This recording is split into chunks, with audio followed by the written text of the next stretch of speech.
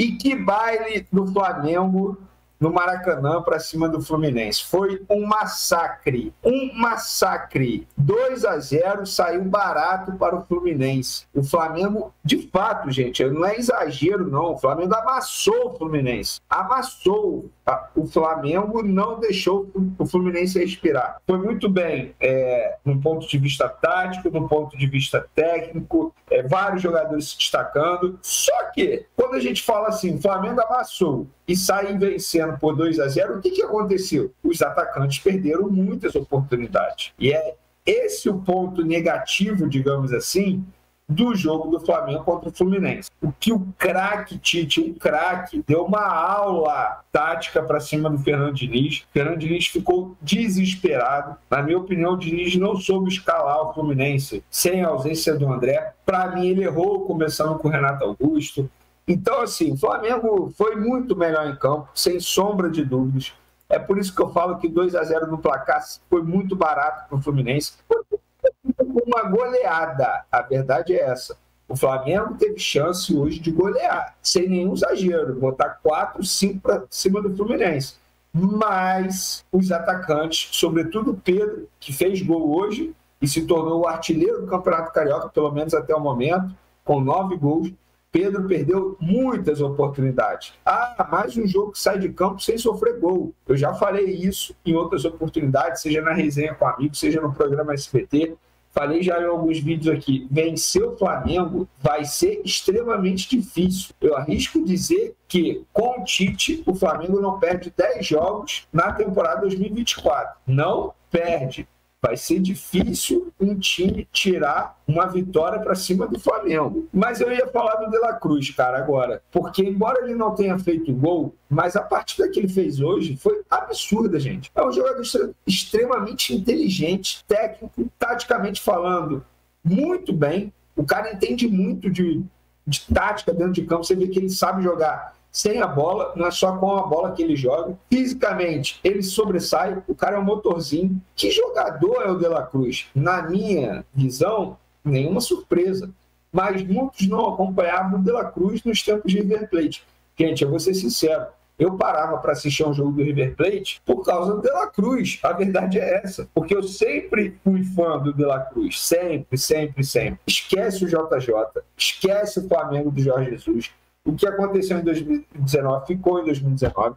Agora é o Flamengo do Tite. E o Flamengo do Tite está indo muito bem, obrigado. O tal equilíbrio que o Tite sempre pediu, desde quando ele chegou ao Flamengo, ele está conseguindo. Ele está conseguindo. O Flamengo não sofre gol e faz gol, embora pudesse fazer mais gols ainda. É porque não está conseguindo. Tá?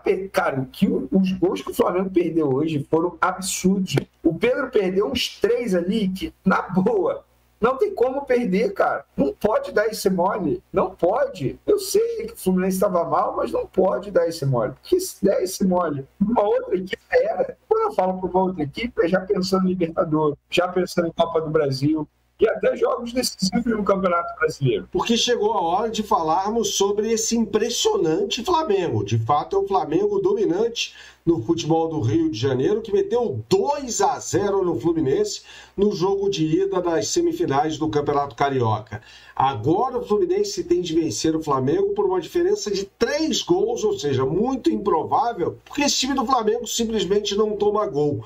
Mas, num primeiro momento, num primeiro comentário, a gente tem de enaltecer aqui o sistema ofensivo armado pelo técnico Tite, né? Lembrando que o Flamengo jogou com Pulgar, De La Cruz, Arrascaeta, Luiz Araújo pelo lado direito, Everton Cebolinha na canhota e Pedro mais à frente, contra o Fluminense que surpreendeu na escalação inicial, com o Fernando Diniz colocando Renato Augusto no lugar do André, recuando Martinelli, né? Então ele tinha Martinelli no meio de campo, Renato Augusto, Ganso, e aí no ataque já tradicional que todo mundo conhece, os 2 pontas, Arias e Cano centralizado.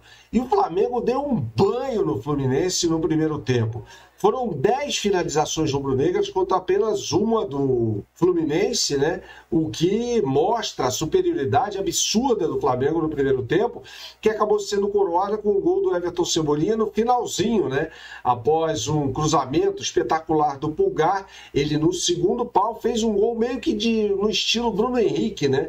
Subindo mais do que os zagueiros adversários e colocando, cabeceando em cima do Fábio, mas o Fábio não tinha tempo de reação, porque a cabeçada muito forte, a queima-roupa que impediu que o goleiro tricolor conseguisse fazer uma intervenção bem sucedida. No segundo tempo, o Fluminense voltou melhor porque o técnico Fernando Diniz fez uma alteração. Tirou o Diogo Barbosa, que começou jogando pela lateral esquerda, e colocou o Marcelo, né? E o Fluminense melhorou. Fez em 12 minutos o que não havia feito nos 49 anteriores, ou seja, finalizou 3 vezes. E aos 21 teve uma bela oportunidade com o John Arias. Só que um pouco antes disso, aos 18, para mim tem o lance que define a semifinal. A expulsão do Thiago Santos, aliás, após um chamado do VAR, uma expulsão, um lance para expulsão clara do Thiago Santos, após uma entrada em Everton Cebolinha num contra-ataque promissor do time do Flamengo, né?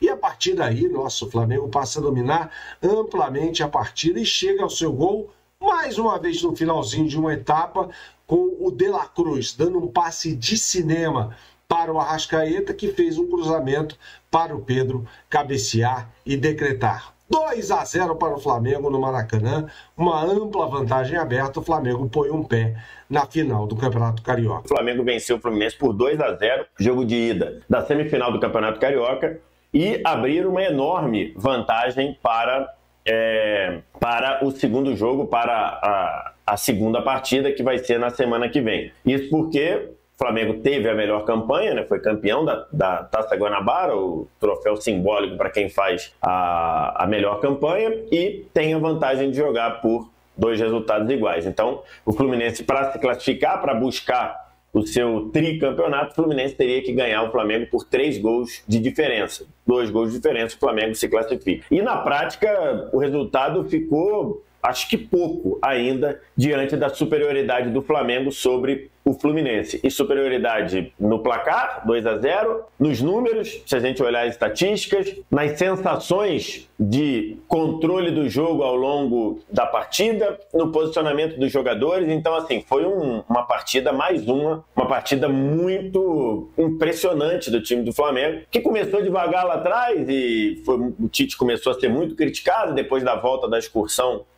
aos Estados Unidos, e ele dizendo, vai ser aos poucos, preciso de mais um tempo aqui, um tempo ali, a coisa vai engrenar, e agora funcionou bem demais. O Flamengo e o Fluminense se enfrentaram 3 rodadas atrás, ou 2 rodadas atrás, e o Flamengo também ganhou por 2-0, e ao contrário desse jogo, eu acho que o Flamengo teve na partida de hoje, na partida de agora, uma efetividade da sua marcação alta muito grande, e isso fez o Flamengo praticamente controlar todo o tempo do jogo, toda a partida, né? O Flamengo logo com 15 minutos já tinha tido 2 chances claras de gol, depois ainda continuou tendo outras oportunidades. Vou botar logo o meu placar moral aqui, placar moral ao pé da letra, 7-0 para o Flamengo. Que absurdo, não foi não, quem viu o jogo viu. O time do Fluminense não jogou. O time do Fluminense, vou repetir, é a última vez que eu vou falar nisso. Se não pararem com esse jogo, eu classifico de idiota. Junta o bolinho, fica tocando aqui, aquilo de sempre, tocando aqui. O time adversário, hoje o Flamengo,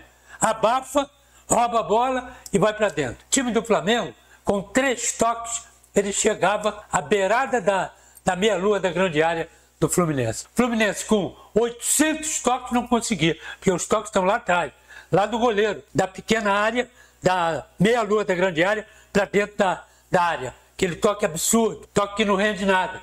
E aí o que faz? Lançamento.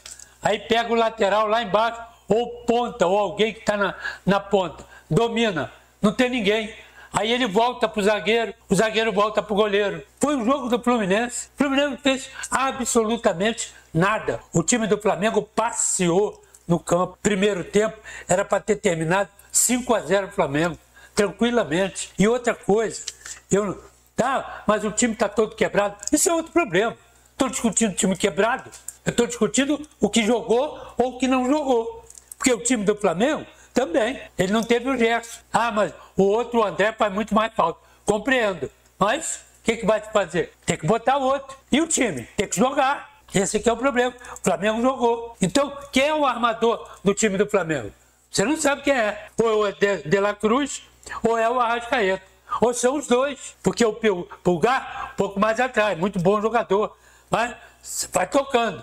Só que os outros dois, De La Cruz e o Arrascaeta, são inteligentes. São os que pensam. Dá a bola para ele. E outra coisa que ninguém dentro do campo nem fora de campo, o Diniz também não viu nada. O Arrascaeta está jogando atrás do cara do meio do campo. Será que não tem um desgraçado para ver aquilo? Ele está entre o meio do campo e a defesa. E o cara que está de frente, no caso De La Cruz, ou o Pulgar, ou até o Luiz Araújo, quando fechava aqui no meio, descobre ele. Ele está ali, toca, meteu a bola nele, no Arrascaeta. Arrascaeta domina, gira, está de frente para a zaga. De um lado Cebolinha, do outro lado Pedro. Acha que vai acontecer o quê? Gol. Ou um desespero danado na defesa do Fluminense. Então passeou o time do Flamengo, tecnicamente muito melhor, taticamente deu um nó, o Tite deu um nó no Diniz, e o Diniz continua com aquele joguinho de Cerca Lourenço, ali no cantinho, no outro cantinho, e os caras só metendo gol. Falar do Tite também, né? Que ele deu uma ajeitada boa no Flamengo, né? Organizou o time, fez um time mais compacto. A verdade é que o Flamengo, eu acho que eles vão nadar de braçada, viu? Esse ano, nos campeonatos importantes, né? Finalmente tem um padrão de jogo. O time do Flamengo tem preparo físico, que foi uma coisa muito rara nos últimos anos, né?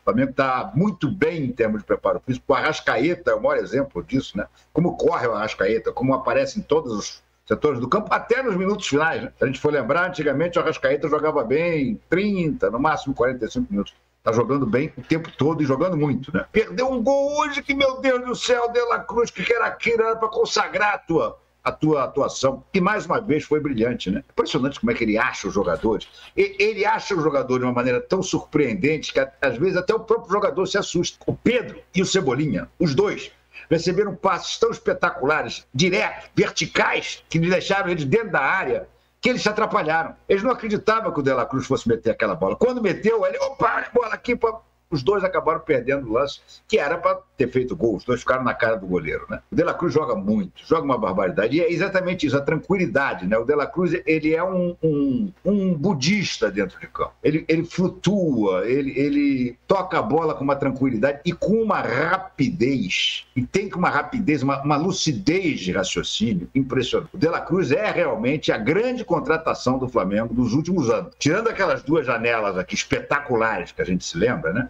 Foram as janelas que formaram o time de 2019. Todo mundo. Primeira janela veio o Gabriel, veio o Bruno Henrique, veio o Rodrigo Caio. Na segunda janela veio o Rafinha, Felipe Luiz, Gerson, Pablo Mari.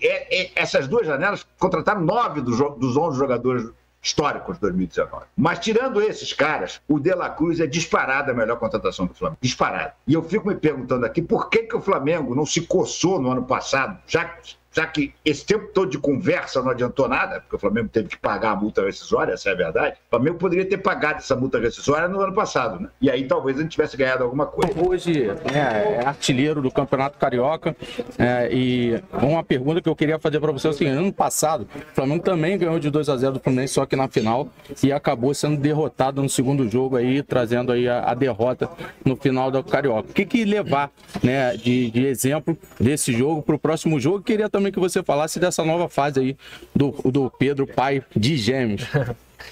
Acredito que serve de lição, com certeza, né? Mas sabendo que também estamos num novo momento, num outro momento do que do ano passado, né? Temos que focar esse ano, mas claro que a gente sabe que não tem nada a ganho, trata de Fla-Flu, trata de clássico, então vai ser um novo jogo, um novo duelo, que a gente tem que entrar com o mesmo foco, mesma concentração, né? Para tentar a vitória.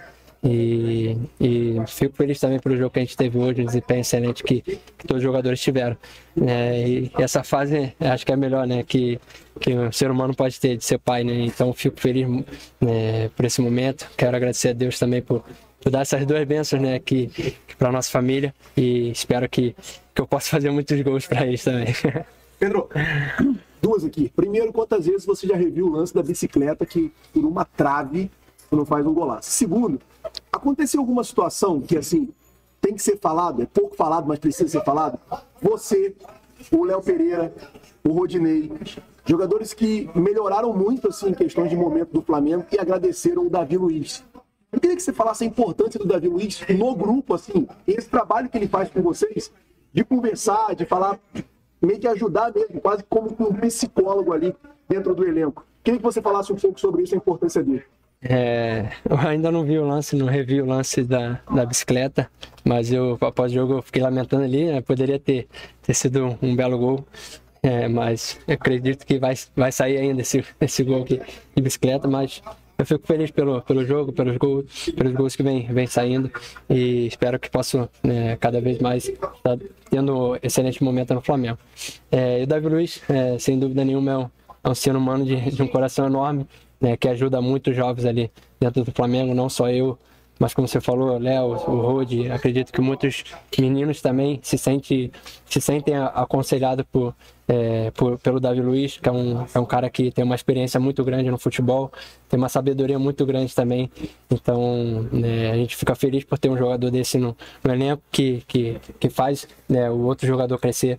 Então, sem dúvida nenhuma, ele é uma peça muito importante pra gente. Pedro, queria perguntar para você, que está dentro do grupo e vivendo também uma grande fase, eu queria perguntar qual é o diferencial do Flamengo de 2024 para o Flamengo de 2023. Você falou um pouquinho, né, que vocês estão vivendo uma nova fase, uma fase diferente. Qual é o diferencial dessa equipe? Acredito que está tendo um equilíbrio muito grande, né, durante os jogos, né, defensivo e ofensivo, né, os números eles falam por si, a gente dificilmente vem tomando gol, então isso é muito importante para a gente, para ter uma consistência grande ali.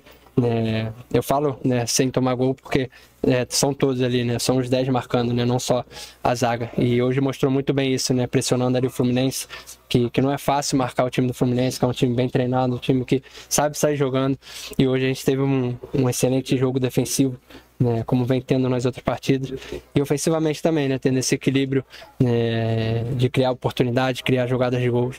Então é um trabalho muito bom que a gente vem tendo com o professor Tite, com a comissão técnica dele, durante a semana, que tem feito a diferença pra gente também. Pedro, a última, tá? A última. Você está numa fase ótima, a gente viu hoje você, inclusive, chamando os jogadores para poder marcar ali na frente, marcando presença. E tem aquela máxima, né? Só erra muito quem tem muita oportunidade e vai pra frente.